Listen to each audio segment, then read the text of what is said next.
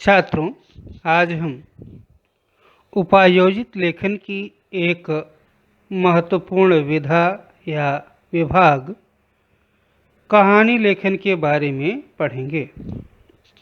छात्रों, कहानी लेखन लेखन कला का एक महत्वपूर्ण अंग है। किसी भी कहानी में मनुष्य के जीवन से जुड़ी किसी घटना अथवा कार्य व्यापार का वर्णन किया जाता है। कहानीकार के पास कहानी लिखने का एक कारण जरूर होता है, जिसे वह अपनी भाषा और शैली के माध्यम से कहानी में व्यक्त करता है। मुख्यतः यह कहानीकार की कल्पना शक्ति व रचनात्मकता का प्रतीक है। कहानी के कुछ निश्चित अंग और तत्व होते हैं, जिनके बिना कहानी आकार नहीं ले सकती। ये तत्व निम्नलिखित हैं। पहला, कथावस्तु। दूसरा, चरित्र चित्रण। तीसरा, देश काल और वातावरण या परिवेश। चौथा, संवाद। पांचवा, भाषा शैली। और छठवां, उद्देश्य या प्रतिपाद्य। तो सबसे पहले हम कथावस्तु के बारे में जानेंगे। कथावस्तु का मतलब होता है कहानी में प्रस्तुत की गई घटना अथवा कार्य व्यापार। कहानीकार कथ्य के अनुसार कहानी का गठन करता है, अर्थात उसका आरंभ, विकास और समापन निर्धारित करता है। दूसरी बात है जो महत्वपूर्ण बात है, चरित्र चित्रण। इसके लिए कहानीकार कई ढंग अपनाता है। कहानी में जो भी पात्र होते हैं उनके हाव भाव और कार्य ही उनका चरित्र निर्माण करते हैं। जैसे कि किसी डाकू के हाव भाव अलग होंगे और मंदिर के पुजारी के अलग। चौथा जो महत्वपूर्ण तत्व है वह है देश काल और वातावरण।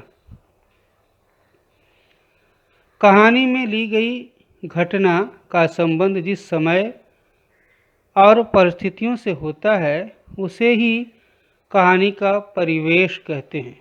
जैसे कि अगर कहानी गांव से संबंधित है तो उसका परिवेश अलग होगा, और यदि शहर से संबंधित है तो उसका परिवेश अलग होगा। फिर संवाद। कहानी के विभिन्न पात्र आपस में जो बातचीत करते हैं वही संवाद होते हैं। जैसे राधा ने कहा, तुम इतने निष्ठुर क्यों हो? कृष्ण ने जवाब दिया, यह तुम्हारा भ्रम है। मैं तो समस्त जग को समान दृष्टि से प्रेम करता हूँ राधे। भाषा शैली। कहानी की भाषा ही उसके प्राण हैं। एक ही कहानी में उसके गठन के अनुरूप भाषा के कई रूप हो सकते हैं, जिसे हम शैली कहते हैं। भाषा के द्वारा ही कहानीकार अपने पात्रों को सजीव एवं स्वाभाविक बनाता है तथा शैली के द्वारा कहानी को पाठकों के लिए प्रभावी बनाता है। उद्देश्य या प्रतिपाद्य। उद्देश्य अथवा प्रतिपाद्य का तात्पर्य है कहानी के अभिप्राय से। कहानी का उद्देश्य ही उसे महान बनाता है। प्रतिपाद्य को समझे बगैर किसी भी कहानी को ठीक से नहीं समझा जा सकता। कहानी लिखते समय ध्यान देने योग्य बातें। किन बातों पर ध्यान देकर के हम एक अच्छी कहानी लिख सकते हैं? पहली जो बात है, कहानी लिखने के पहले पूरी रूपरेखा सावधानी से 2-3 बार पढ़नी चाहिए। क्योंकि रूपरेखा के आधार पर ही कहानी लिखने के लिए कही जाती है। विद्यार्थी को तय कर लेना चाहिए कि वह अपनी ओर से कहाँ और कितना रंग भर सकता है, कल्पना का कितना उपयोग कर सकता है, उसे किस संकेत का कितना विस्तार करना है। दूसरी जो बात ध्यान देने की है वह है कहानी के प्रत्येक संकेत पर केवल एक एक वाक्य लिखने से ही कहानी नहीं बनती।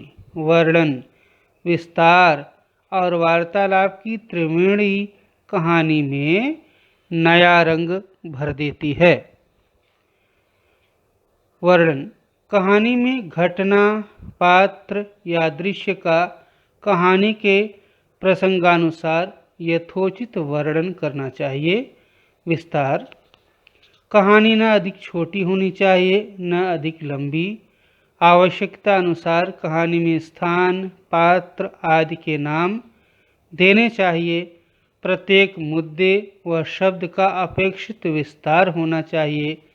कहानी का विस्तार करने के लिए उचित मुहावरे, कहावतें, सुवचन, पर्यायवाची आदि शब्दों का प्रयोग करें। वार्तालाप, कहानी में पात्रों के बीच वार्तालाप या संवाद अवतरण चिन्ह में होने चाहिए। ये बड़े स्वाभाविक होने चाहिए। संवाद छोटे और स्पष्ट हों, उनसे पात्रों के चरित्र की विशेषता प्रकट होती है। तीसरी जो मुख्य बात ध्यान देने की है वह यह है कहानी के विचारों में कालानुक्रम, घटनाक्रम, धारा प्रवाह एवं एक सूत्रता होनी चाहिए। पूरी कहानी एक ही परिच्छेद में लिखना भूल है। उसमें कम से कम 3 परिच्छेद होने चाहिए। जहाँ तक विचार एक घटना समाप्त हो वहाँ परिच्छेद समाप्त करें। संकेत के महत्व के अनुसार परिच्छेद का विस्तार होना चाहिए। कहानी की भाषा शैली का अपना अलग महत्व है। कहानी की भाषा सरल, स्वाभाविक और प्रवाहमयी होनी चाहिए। कहानी के मूल कथ्य, विषय, कथा बीज के अनुसार पात्र व उनके संवाद, भाषा पात्रानुसार प्रसंगानुकूल होने चाहिए। प्रत्येक परिसर क्षेत्र की भाषा एवं भाषा शैली में भिन्नता, विविधता होती है, इसकी जानकारी होनी चाहिए।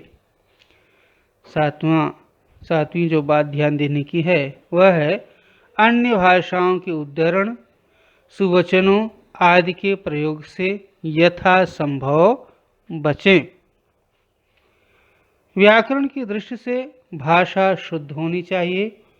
कहानी लेखन में आवश्यक विराम चिन्हों का प्रयोग करना न भूलें। वर्ण विन्यास और विराम चिन्हों की ओर उचित ध्यान देना चाहिए। मुहावरों और कहावतों का यथासंभव प्रयोग कहानी में जान डाल देता है, अर्थात कहानी को सजीव बना देता है। कहानी का आरंभ और अंत दोनों संक्षिप्त, रोचक और भावपूर्ण होने चाहिए। शीर्षक कहानी का अति महत्वपूर्ण अंग है। इसे कहानी के आरंभ में लिखें। शीर्षक कथा वस्तु से संबंधित, छोटा, आकर्षक, अर्थपूर्ण और सारगर्भित होना चाहिए। अंत में कहानी से मिलने वाली शिक्षा या सीख, नसीहत या उपदेश अथवा बोध का उल्लेख होना चाहिए। इससे कहानी का तात्पर्य आसानी से समझ में आ जाता है। सीख स्पष्ट और संक्षिप्त होनी चाहिए। तो छात्रों, यदि आप इन मुद्दों को, इन बातों को जो अभी यहाँ पर इस वीडियो के माध्यम से बताई गई हैं, इनका अनुसरण करेंगे, ध्यान में रखेंगे और इनके अनुसार कहानी लेखन का प्रयास करेंगे तो निश्चित रूप से एक अच्छी कहानी आप लिख सकेंगे। लेकिन सबसे महत्वपूर्ण बात यहाँ भी वही है कि कोई भी अच्छा लेखन, चाहे वह कहानी हो, पत्र हो, निबंध हो, उसके लिए आपको सतत वाचन, चिंतन, मनन, अनुशीलन करना आवश्यक है। तभी आपका भाषा ज्ञान बढ़ता है, भाषा पर आपका प्रभुत्व होता है और तब आप अपने विचारों के अनुरूप भाषा और शब्दों का प्रयोग कर सकते हैं। छात्रों, आपकी व्याकरण की पुस्तक में पाठ्यक्रम के अनुसार प्रथम सत्र परीक्षा और द्वितीय सत्र परीक्षा के लिए कहानियों का जो विषय है वह दिया गया है और आप उस पाठ्यक्रम के अनुसार उन कहानियों को पढ़ें, समझें और अभ्यास करें ताकि परीक्षा में पूछे जाने पर आप अच्छी तरह से कहानी लिख सकें। इसी के साथ यह वीडियो यहीं ख़त्म होता है। आप सबको धन्यवाद।